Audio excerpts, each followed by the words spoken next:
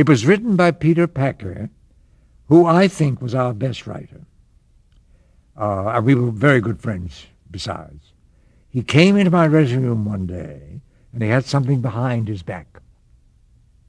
I said, "What you got there?" He said, "You won't like it." I said, "Let me make the decision. What have you got there?" And he handed over The Great Vegetable Rebellion. Well, I found that to be a very amusing title to begin with. And I said, "Oh, very interesting." He said, "You'll change your mind." Couldn't understand it. Went home, read it, and then I understood it. This episode was just preposterous. Yeah, but can I tell you, we laughed during the whole time that they filmed that. All of us were aware of the fact that it was just awful. It was beyond ridiculous. It was terrible.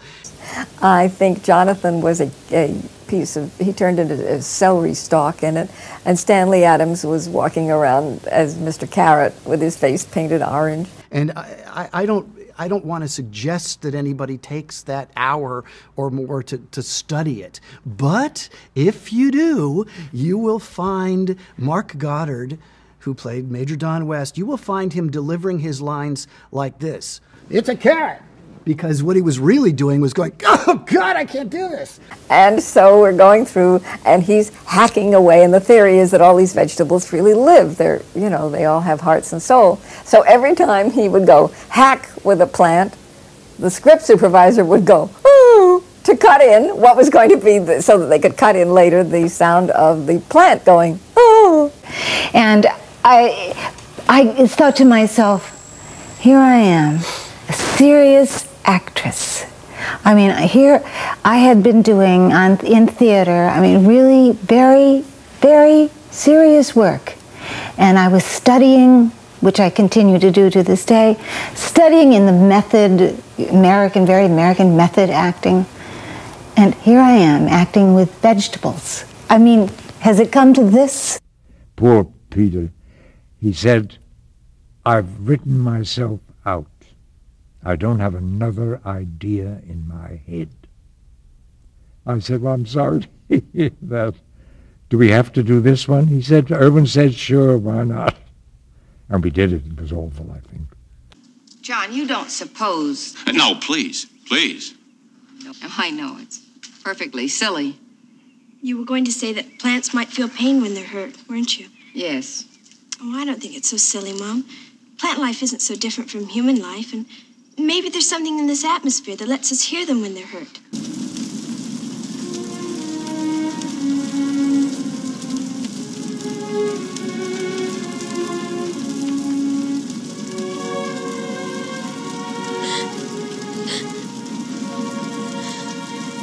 Moisture!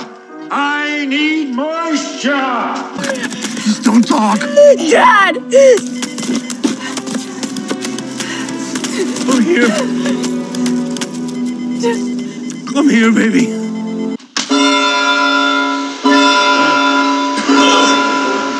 Moisture! Water! I must have water!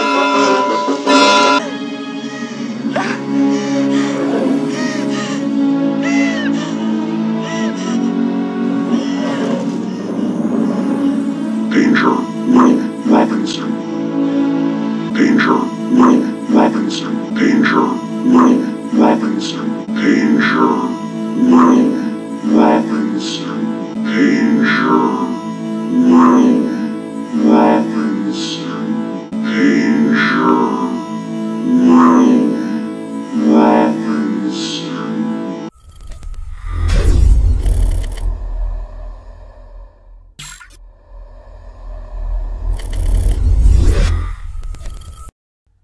Hey, it's been a while since I made a video essay. Why not?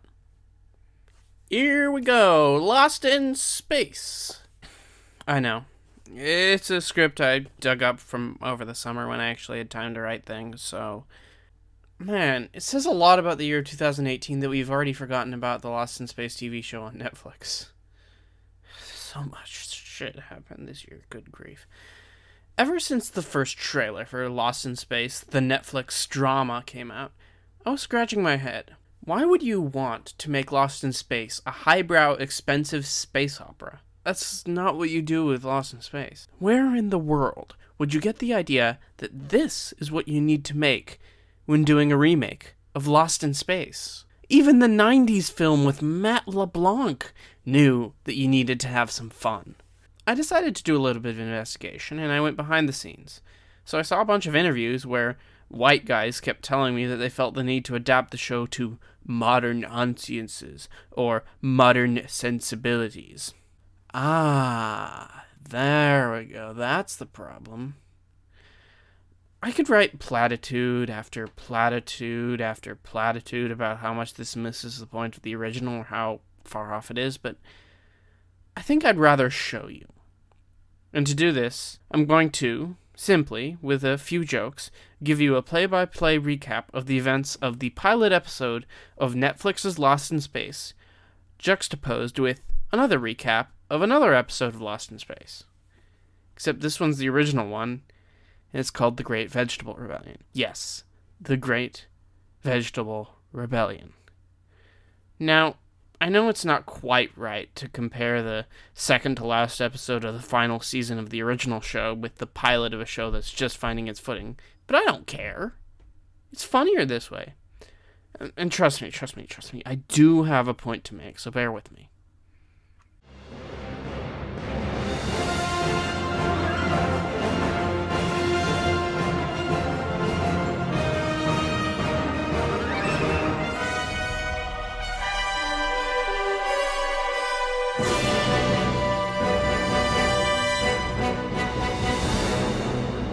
Lost in Space, but serious, you guys, opens with the Robinsons all wearing spacesuits and strapped into chairs around the table on their spaceship, playing Go Fish in Zero Gravity.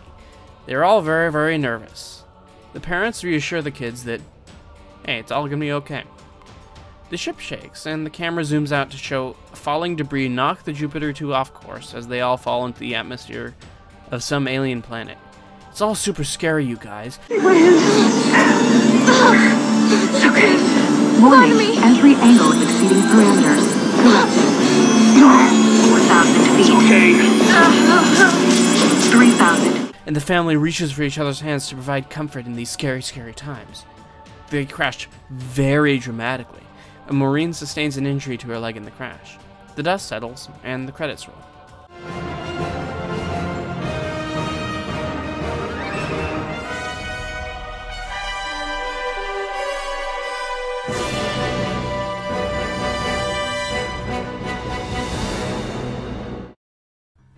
The Great Vegetable Rebellion begins with their Jupiter 2 entering orbit of another unknown planet, which is revealed to be covered in plants but little else. Don West and Dad Robinson plan to remain there until they plot a new course. Downstairs, Maureen, Judy, and Penny inspect the birthday cake that they made for the robot's birthday. You know, I really think it was an awfully good idea of Will's to think of having a birthday cake for the robot. When I told him, he practically blew his power pack with embarrassment, but he's okay now. Yes, they made a birthday cake for the birthday of their robot. Will and Dr. Smith, also downstairs, chat about the party. Will is excited, but Smith fusses. He thinks it's silly to throw a birthday party for a robot. It's absolutely ridiculous to have all this excitement over him. This is the comedy relief character, by the way. Meanwhile, Will complains that there are no real flowers for the party for his very real robot friend. I'll bet there are lots of real ones down on that planet we're orbiting. But that's not going to do us any good, is it? Well, I think I'll go wrap my gift. Excuse me. Even though he doesn't like the party or think they should be throwing a party, Dr. Smith, meanwhile, monologues about how much he needs that robot to be on his side. Because he's evil. And he decides the way to win the allegiance of the robot is with some flowers. Brilliant logic. He clicks a pair of clippers to prove his point. With their drama faces on, the super serious family rush to evacuate their Jupiter 2. Will goes first through the half-broken upper hatch. The rest of his taciturn family can't fit through the upper hatch, and instead exit through the side door. Meanwhile, Will walks out onto the frozen surface, taking his first glimpse at an alien world. he sees the other colonial ships flying above him. Upstairs on the original Jupiter, Don West and Dad Robinson plan the course for the ship, while Smith stands next to them, pretending not to care about what's on the planet below, while asking very pointed questions about it. Oblivious to Smith's obvious antics, Don and Dad head downstairs to join the robot's birthday party. Free from prying eyes, Smith steals the shuttle and heads down to the planet to grab some flowers, clicking his clippers once again. Aromatic blues. Landing on the planet in a very rickety-looking model, Smith plucks some flowers, only to hear them cry out in pain.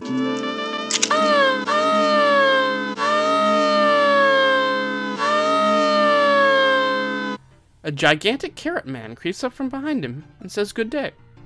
Good day to you, stranger. Good day.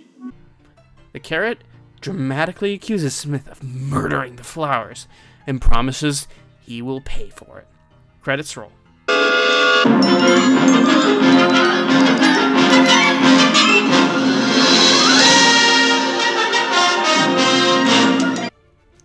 Back in No Fun Allowed Land, the family manages to retrieve some rudimentary supplies before their ship sinks into a pool of rapidly melting ice.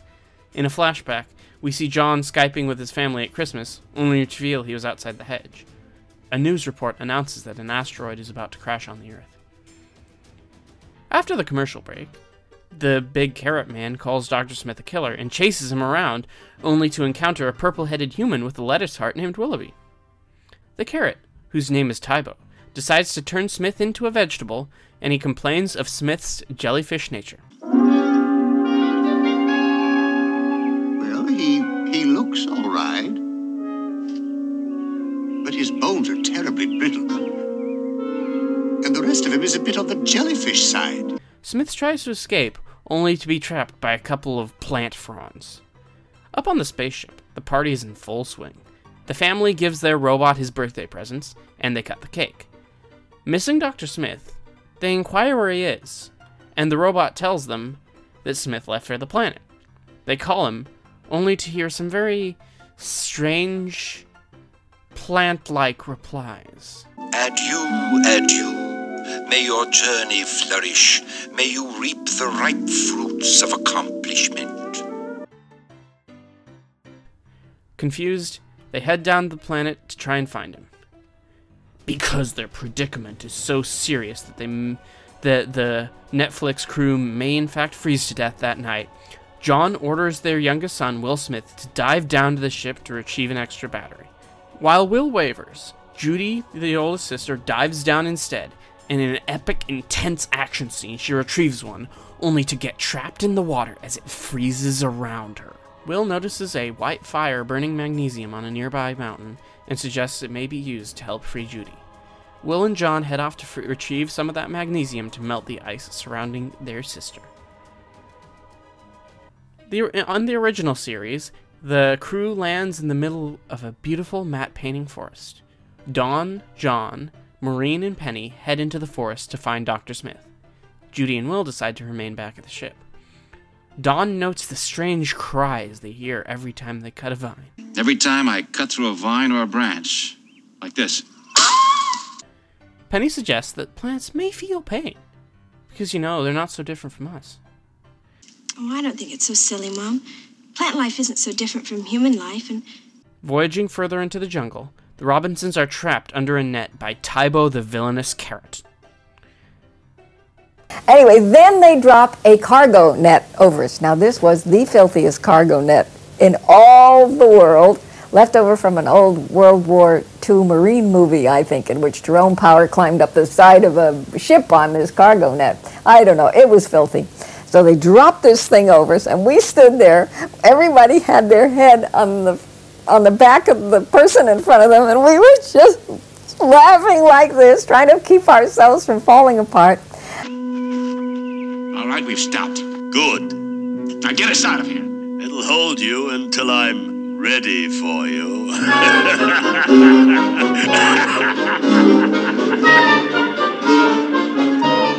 Back at the frozen, freezing crash site, Penny and Judy read some books. And then Judy guides Penny through a medical procedure on their mother, Maureen. Will and John start collecting some magnesium, and Will dramatically falls down to the ice through an underground compartment.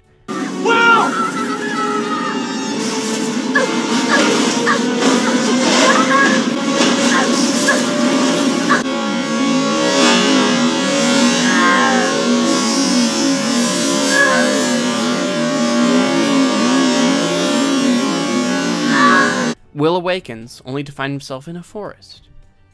John leaves with the magnesium to save Judy, and he tells Will to stay put.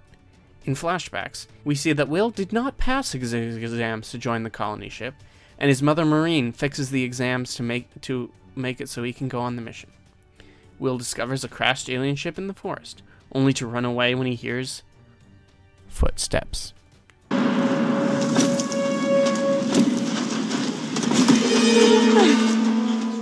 Sitting in their 1960s spacecraft, 1960s Will and 1960s Judy are puzzled by the silence of their family. They decide to go out and search for them. Judy finds the robot covered in vines. Correction. This is indeed jungle warfare. The plants crept on him and incapacitated him. Will apologizes for hurting the plants. Sorry, plant. Will, the robot, and Judy head out to find the rest of their family. On their way, they hear the voice of Dr. Smith. And the eloquent beauty of nature is all that He is now part plant, part human, and he waxes poetic on the glories of the vegetable kingdom. I see you've come to join me, to delight with me in the green garments of this forest. Will orders the robot to take Smith back to the ship, and he and Judy head onward to search for their family. As he is torn from his tree, Dr. Smith is jump cut back into his normal self. They hurry back to the ship, attempting to avoid further transmutation. Groot! Look! No! What is this? What is this? Save me! Terrified from the very super serious, real danger that he is in, Will climbs a tree to escape the creature, which turns out to be the legs of a mysterious alien robot whose upper half is located on the same tree stump that he is on. Back at the crash site, John returns and starts burning out the ice to save Penny. Another boring flashback scene happens. Vicious vines entrap Will and Judy in their vice-like embrace, and Willoughby encounters them. What's going on here? What's the trouble? Willoughby tells the Robinsons about Tybo the carrot, and the weak-willed man lets them go by telling them the secret. Yes, but don't tell Tybo, because if he knew, he'd probably turn me into something awful, like a red banana. Now, all you have to do is to talk to these plants. People don't talk to the plants enough, and they're very lonely. Now, please, let them go. These are my friends.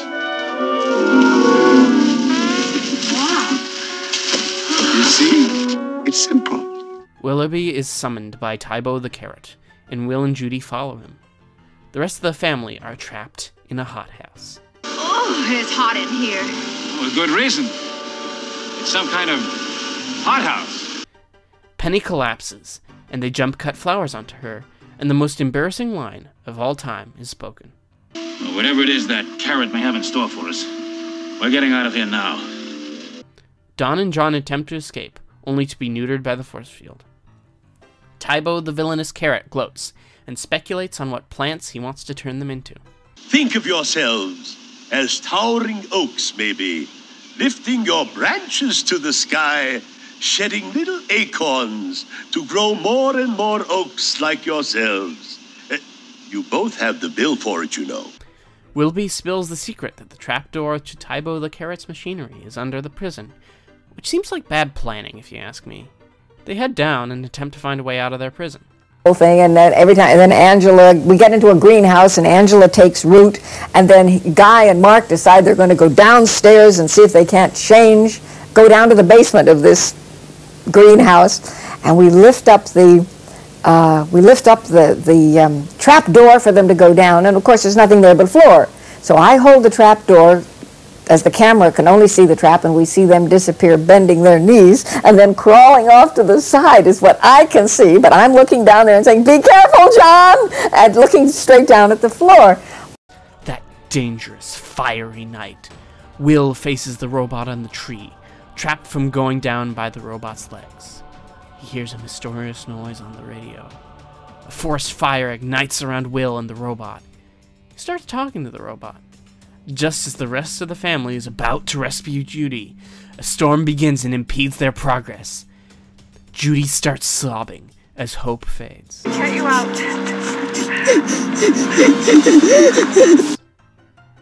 Much like the other Will, the original Will and the original Judy fall into a pit.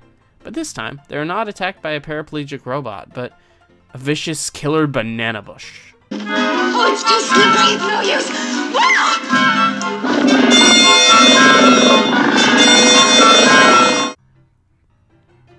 Meanwhile, Dr. Smith stops walking out of tiredness, and he complains about his fate, and asks why he had to go down here for the robot's birthday in the first place.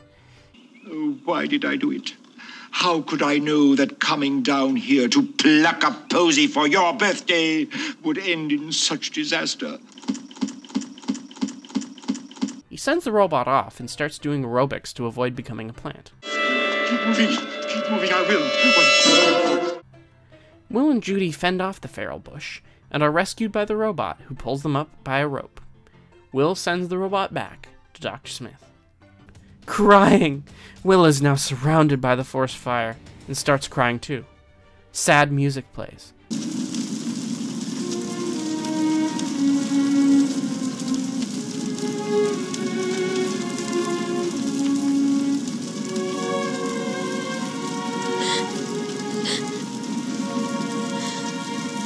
Will decides to cut the robot's upper half off the tree and reunites it forcefully with its bottom half. Thump. Will cries some more because now he's all alone. Sad music plays.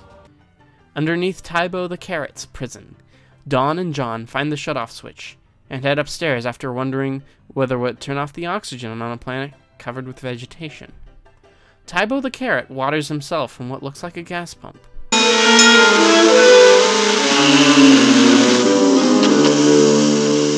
Will and Judy arrive, and then head back to retrieve the robot so they can escape the force field. Dawn and John head downstairs to hit the switch and shut off the water pressure. Right before Will's about to die, the strange, otherworldly alien robot saves him. The two have an E.T. moment away from the fire.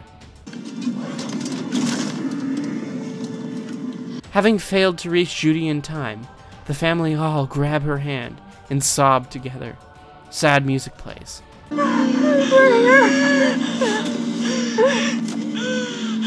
Then Will and the robot show up. He says the one-liner that is the only thing that people remember from the old show.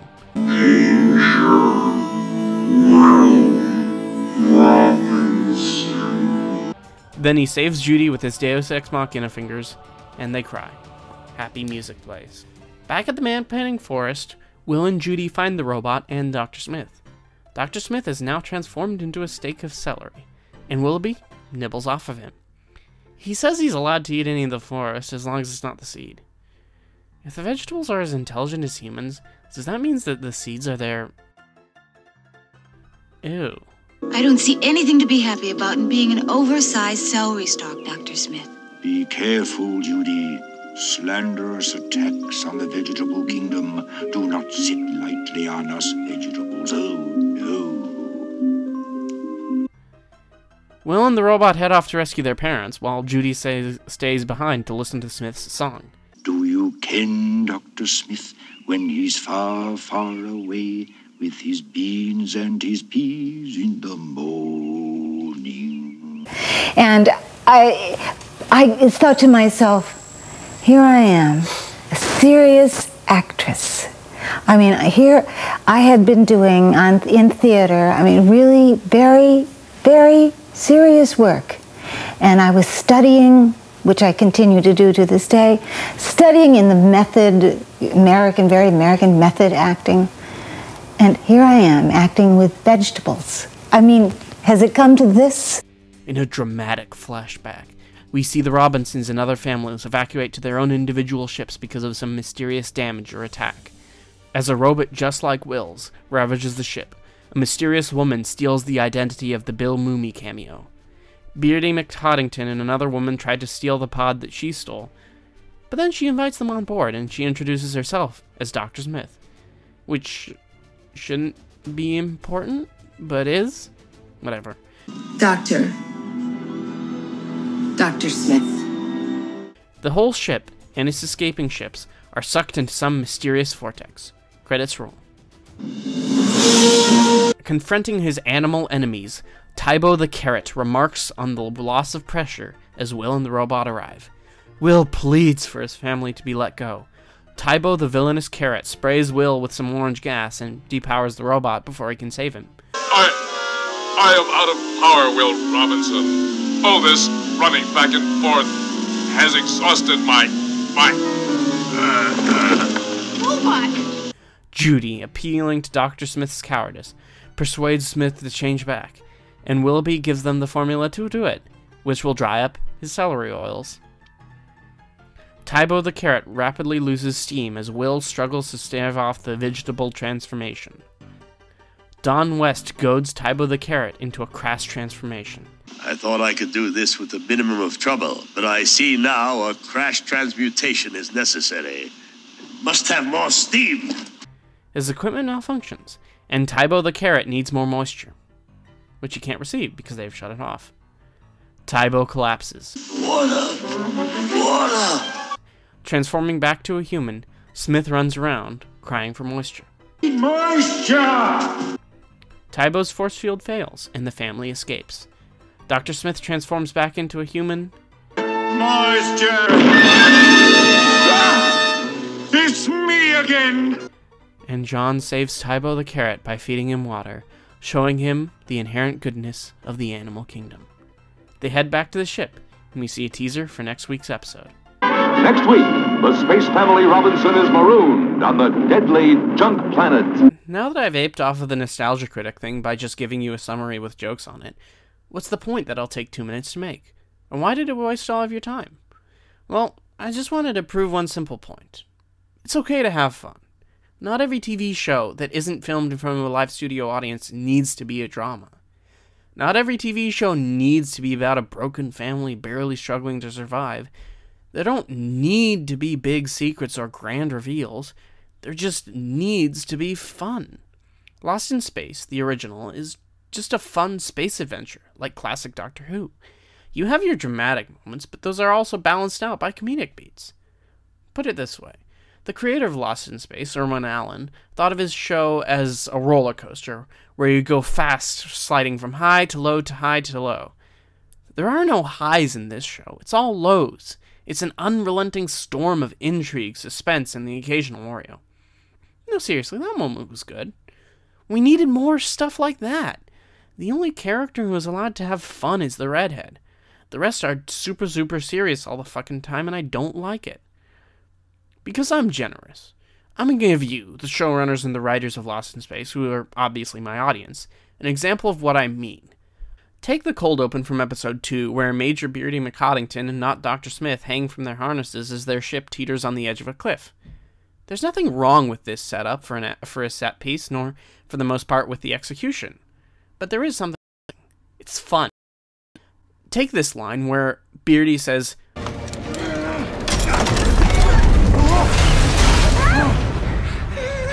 Trying to climb out of here without moving. Well, that is the setup for some witty banter and back and forth between the characters, between Smith and Mahoney. Let them chat it up a bit, make some jokes. It's okay to do that. A little levity here and there won't change the suspense or the tone that you're going for. It just breaks it up and makes it more palatable. In the episodes I've watched, there are very desperately few jokes. Even when you have an outright comedic setup, like Beardy McCoddington's chicken that he carries around with him all the time, you guys treat it in such a serious manner that I didn't even notice that the chicken was a thing until I looked it up on Wikipedia. Seriously, how can you not draw attention to a space mechanic who carries a chicken with him everywhere? What is wrong with you? Even though Lost in Space, the 2018 episode, is far better written, better acted, and higher budget show with more effects, better effects, music, and better sound design, if given the choice, I would rather watch The Great Vegetable Rebellion. What can I say? It's more fun.